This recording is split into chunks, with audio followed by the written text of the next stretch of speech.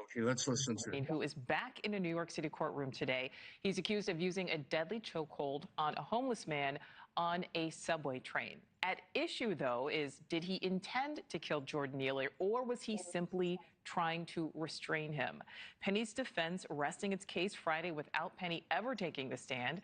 So let's bring in News Nation's Rich McHugh, who is live for us there in New York City. So, Rich, what happened in court today? Hi, Nicole. So today was basically we're gearing up for the end of this trial.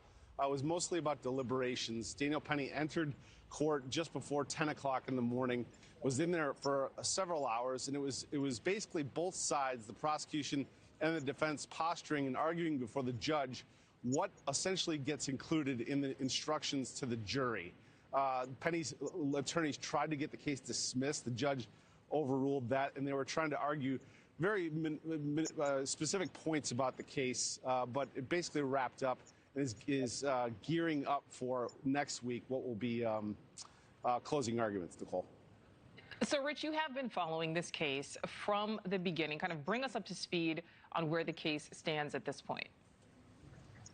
Sure thing. So last Friday, I could say this, that when you have that chokehold applied, if somebody has their chin down, they're preventing themselves from being choked out. When the forearm is underneath the chin, that is a deadly hold that you have on an individual, and that's why UFC refs jump in there so fast, because extended period of time to cutting off the carotid artery, stopping the blood from flowing into the brain is deadly. So this is why they jump in there so fast. And the thing is, did Daniel Penny, when he's a jiu-jitsu practitioner, was he reckless in this chokehold?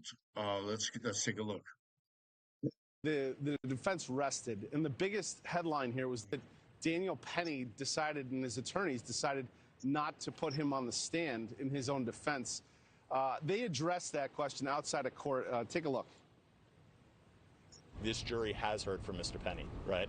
They heard from him before he had an opportunity to have an attorney. They heard him in the minutes and hours after this incident. Again, we were just talking about the primary source material, right?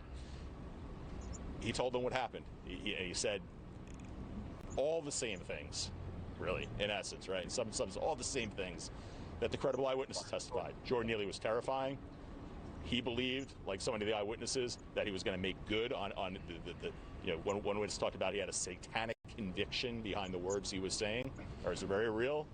Thought somebody was going to get hurt, thought somebody was going to get killed, and he acted. I don't. That interrogation video, which Penny in the police precinct, he said he was unaware that Neely had died. He reiterated that he was not trying to kill him.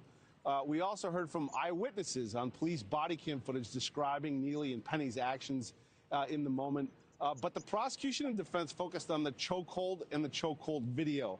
The key point of the whole case is, see, his arm is underneath this guy's chin. It's hard to see from this news clip, but there's other news clips that show it a lot better. He released it and then applied it several different times. He could have told these two guys, "Hey, you guys, I'm going to let up on the underneath his neck. I don't want to kill him, but help me, hold him in a non-lethal position until the police come." They would have probably done that. I wasn't there, so I can't speak for what went on. But I'm just giving you a different point of view, and I'm going to show you a jiu-jitsu person right now that.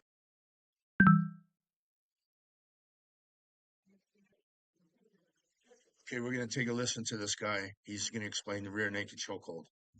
Fix it. The traditional way, we're just bringing our elbows together like this, and it can work, but what's better is rotating your elbow behind them. So what we want to do is rotate this way. This is a weak movement, but when we bring our elbow to the side here, it closes the space. It's way more powerful. Your rear naked choke sucks. Here's how to fix it. The traditional way, we're just bringing our elbows together like this, and it can work, but what's better is rotating your elbow. See how he's underneath her chin? He's got her right now, and he's going to explain the rest of the chokehold, and she's going to tap very quickly Behind them. So what we want to do is rotate this way.